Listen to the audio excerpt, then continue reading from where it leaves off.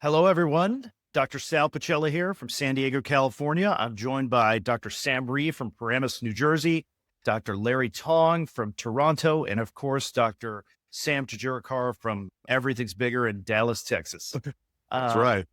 so, so today we are going to talk about a very interesting topic, nightmare consults, patient selection, and managing expectations. Before we get into that, we're going to do a quick disclaimer. All right. This show is for informational purposes only. Treatment and results may vary based upon the circumstances, situation, and medical judgment. After appropriate discussion, always seek the advice of your surgeon or other qualified healthcare provider with any questions you may have regarding medical care. Never disregard professional medical advice or delay seeking advice because of something on this show. Excellent, guys. Well, so this is a very interesting topic that I'm sure we're all kind of well versed on. The thing I like about plastic surgery is that it is almost exclusively psychiatry as well. And so part of what we in psychiatry to me is clearly the most invasive specialty. So part of what we do as a plastic surgeon is making sure that we're doing the right things for patients to obviously do no harm. And sometimes that harm comes from self-harm for patients and, deciding on the wrong surgery or doing it for the wrong reasons. So I just want to first start by asking you guys, what is your general approach to the patient consultation? How do you open it up? How do you sort of start talking? Give me an idea of how things start for you. I can start with this. So I think if you look at it, I don't think patients necessarily think about how we approach a consult. So this is a great question. In a given day, we are seeing a lot of new patients, and we are trying to sort of balance making sure we spend adequate amounts of time with every patient who spend a lot of time thinking about what it is that they want. So you come into the room, and in a relatively quick amount of time, you want to figure out, okay, why is this person here? And what is it specifically that they're looking for? Yeah, my schedule may say that this patient wants a breast augmentation, but that can be a lot of different things. They may want to look fake and round. They may want to look small and natural. And so what you try to do is very sort of quickly try to hone down with a patient what it is that they are looking for from an aesthetic standpoint. 2, is this person actually a good candidate for what they want? And 3, do they have realistic expectations?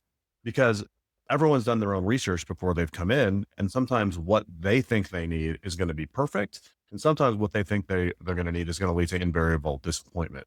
So you try to do all that in a relatively condensed period of time, which sometimes goes great and sometimes is very much a challenge. Yeah, I usually take about 4 to 5 minutes to go through their medical history, even though we've already taken it, just so that I can talk to them a little bit. I like hearing what they're saying about something like, just what their medical history was very quickly. And then it's so funny. I remember Nip Tuck was a show that I watched a long time ago, and they always opened with, so what is it you don't like about yourself? Which is, like you said, a very psychiatric type of question. I usually open with a variation of like, so what would you like to talk about today? And then let them sort of get into it. You're right. With the crunch of time, I really wish I could keep it really open, but I usually end up directing it pretty quickly into what it is that I think they are really looking for to prioritize, because they'll often come in with a laundry list. I don't like my breasts. I don't like my belly. I don't like my face. And I'm kind of like, all right, let's kind of get down to the nitty gritty about what it is that you really need to focus on that would really do you the most for yourself.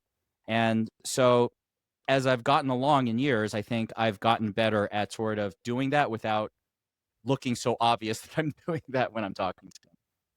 Yeah, and honing down on what the patient wants versus what the patient actually should have is sometimes different. So a lot of times a patient will come in thinking that they need a certain procedure, but then you end up having to suggest something that's different. For example, patients will often come in and they'll say, oh, I need a brow lift. And I'll talk to them, okay, why do you think that is?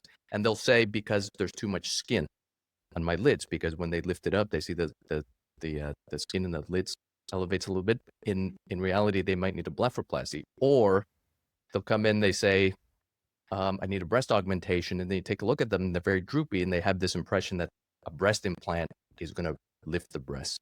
So it is very important to listen to the patient, but not exactly what surgery they're wanting, because they may have a misconception of what the surgery can do, but actually what their issue is, and honing in on that. That's great insight, Larry. I think what I commonly hear from, I find the patient population that's looking for facelifts, not so much the middle-aged patients, but some of the older patients, 70 and 80, that come in. And, by that time, it's like, it's a lot easier to take a 60-year-old and make them look 40 than it is an 80-year-old and make them look 60, right? And so, almost every single facelift patient that comes in says, yeah, I'm interested in the mini lift, the mini facelift. And they put the phrase mini in front of everything, right? And so, but it's like their neck is down here and everything is dropped. They haven't had any procedures throughout their entire lifetime. And, I used to try to correct them and say, well, a mini facelift is this, but I'm realizing everybody has a different definition of it. So I just try to take that word mini and break it down slightly. Samir, I know you have a thought about mini tummy tucks, right? Mini tummy tucks are my favorite. They're a full tummy tuck on a mini patient.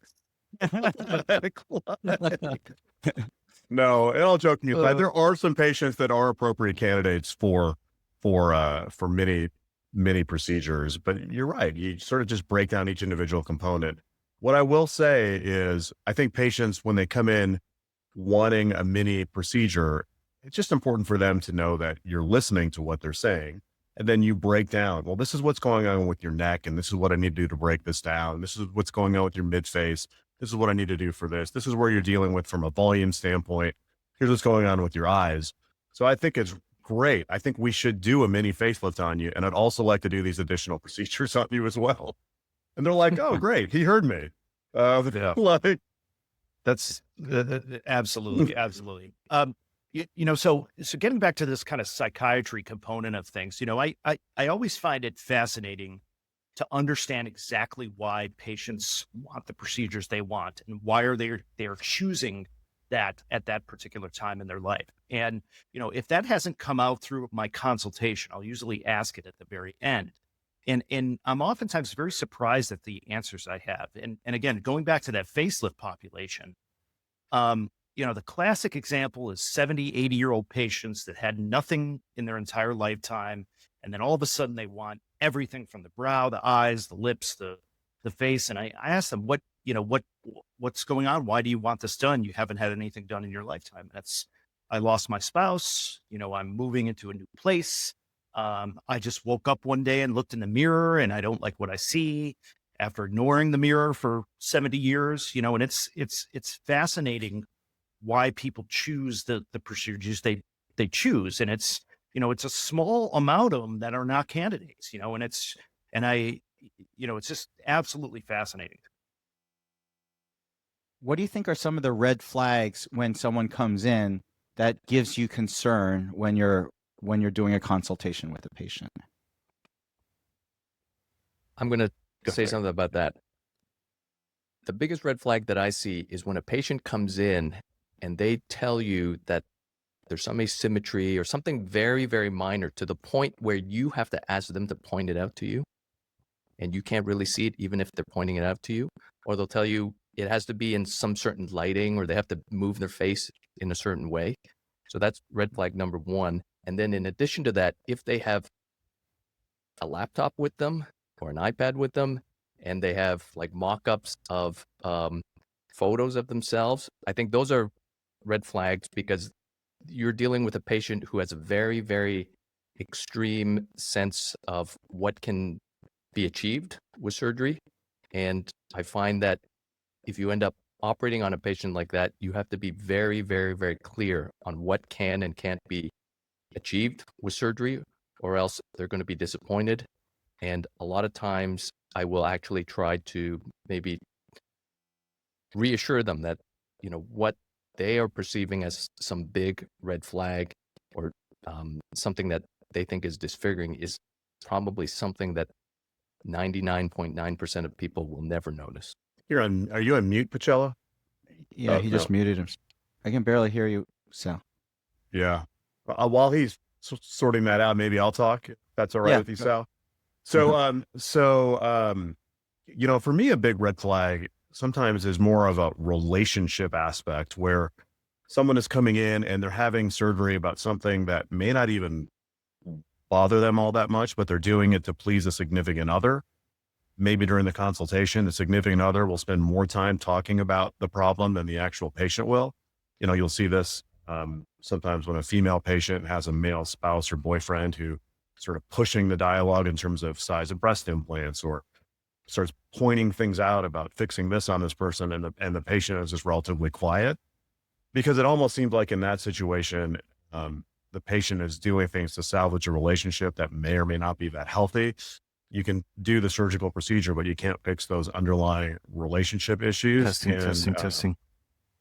Usually, even though I can get a result that, might achieve the objective or look good, it still doesn't necessarily lead to a happy patient. And to me, that's a huge red flag when I see that preoperatively. Yeah, a classic thing that you'll see is like the boyfriend will be like, "Oh, honey, you're getting these breast implants. You might as well get a size that's that it's going to be worthwhile." And then that's how they push them to a larger size. Can you guys hear me now? Yeah, it's like Yeah. it's like it's going to Larry's point. It's like Pacella's house. It's like just going for the biggest house gets you more value for it. So same with the breast augmentation. Just Yeah,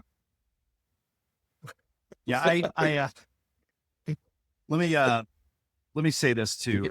He goes for the biggest, but the worst internet. Yeah, yes. yeah, that's what I. Yeah, Pacella's internet connection is so bad because it's basically like he's in the middle of the ocean in this giant manner in which he's living. I have non-board certified internet. Okay. Exactly. So, I hate to continue to harp on the facelift evaluation, but I'm going to continue to do so.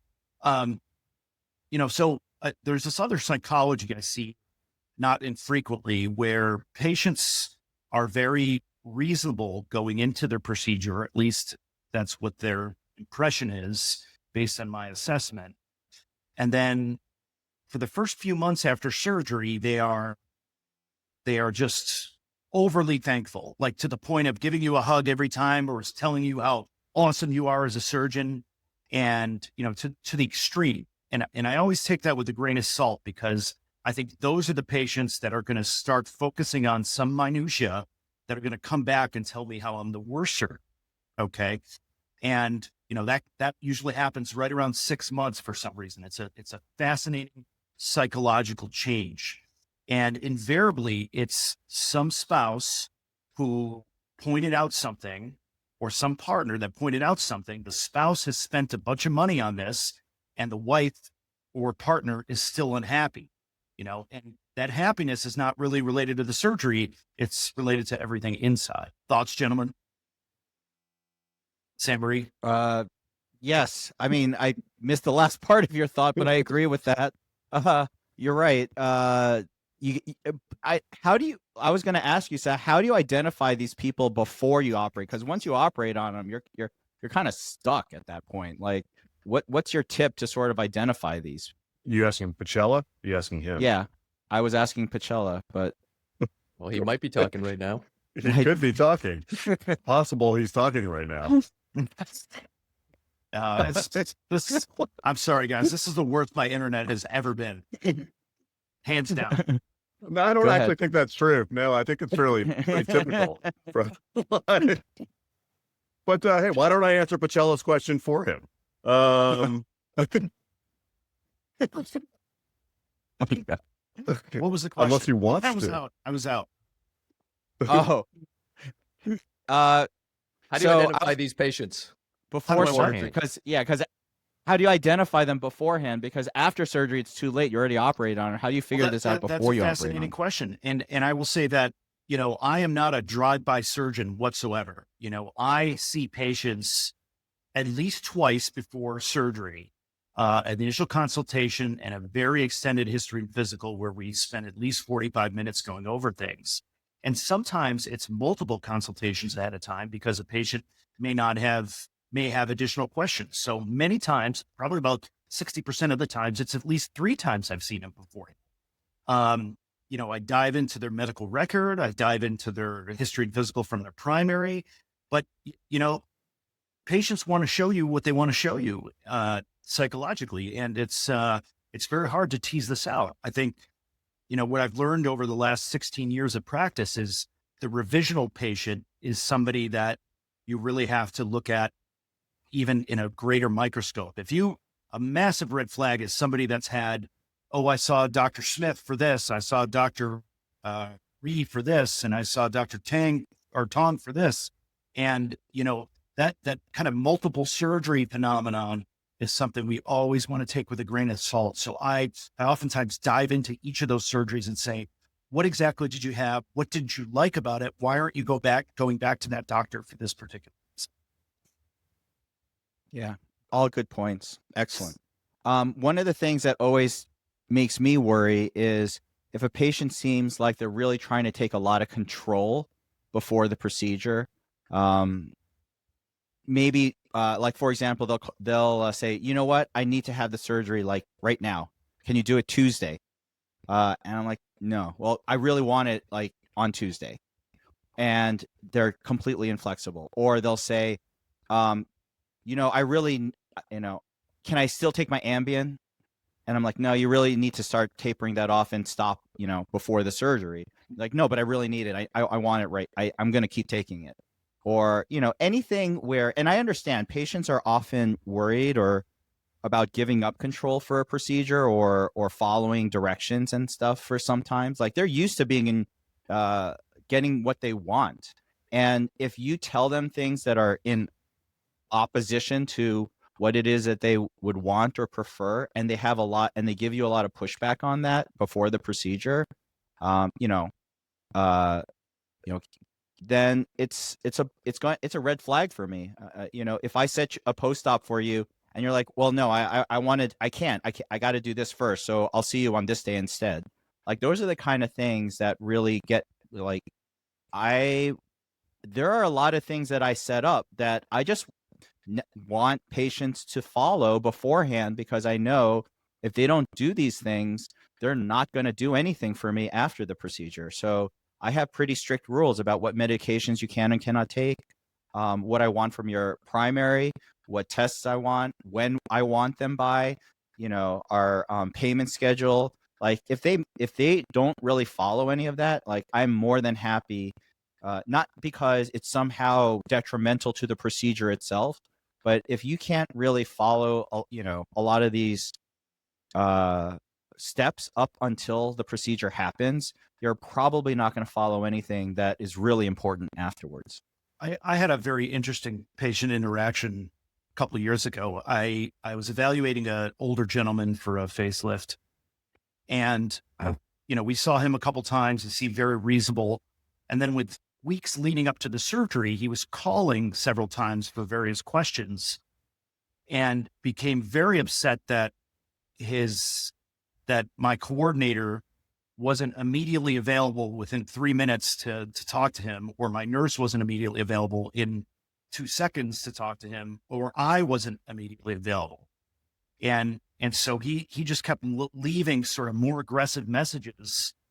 And I finally spoke to him and I asked him, how long have you been waiting online or on the phone? And he said 20 minutes. And I went back and I looked at him. I'm like left hanging. Yeah. Kind of. What did you say to him? I want to know. So I went back and I looked at our call logs, and he never waited longer than 4 minutes on the phone. And so finally, this was somebody that I just said, look, I just can't provide you the service that you need. It's just not a good idea. And that was the best decision I think I've ever made. Yeah, I think you can tell a lot by how people treat your staff ahead of time. If they are very, very sweet to you, but verbally abusive to your staff, those are going to be patients that usually turn into unhappy patients post-operatively. And earlier Pacella had mentioned patients that see sort of multiple physicians as well. I think it's always really normal when patients see me and they've seen 3, 4 other plastic surgeons, to try to get an idea, see if everyone's plans matching, who they mesh with. But when I see patients and I'm the 10th, 12th, 15th, 21st, which happened not that long ago, patient Wow. looking, getting a relatively straightforward operation. You wonder, like, what exactly is this patient not finding in their previous consults? How is it that they saw 20 other board certified plastic surgeons and none of them could tell them exactly what they were looking for? In that situation, I don't really feel like I need to be that person I don't need to be the one that they choose. I just need to do my I best. want to win the And lottery. yeah, exactly. Because something is lacking in that they're just not finding. What I find is actually letting go of patients is sometimes difficult because what I've typically seen is that they are not happy when you tell them that you don't say you don't want to operate on them, but even if you say it in a way where you say you can't meet their expectations, a lot of times they get pretty upset, especially if you've gone pretty Yeah. far down the road, just like with Sal's patient where, they're scheduled for surgery and it's upcoming. I find that usually quite difficult, but I will also say that in those patients who Sal has described where they, sort of turn a little while after having had the surgery, I can always look back and say, yeah, those signs were there. And, I probably should have thought twice or thought harder about doing the surgery. But I find sometimes because of inertia, it makes it more difficult to not operate on patients sometimes. And because at the time, you don't know for sure that that's going to happen. You just have a hunch, you have a feeling. So I guess hindsight is 20/20 sometimes, but I find it hard to cancel patients after a certain point. I got one of my most scathing negative reviews was from a patient who was exactly like that, who seeing for a rhinoplasty consult, and there was another doctor whose pictures she kept going to achieve certain results, and then she would pull out filtered pictures of herself to sort of show how she wanted to look. And I genuinely didn't think that I could achieve what it was that she was going for. And the other surgeon that she kept referring to is someone that I know who is a phenomenal rhinoplasty surgeon. And so I made the comment, I don't think I can achieve and I wasn't trying to even get rid of this patient. I said, I made the comment, I don't think I can achieve what it is you want. Perhaps you should see so-and-so.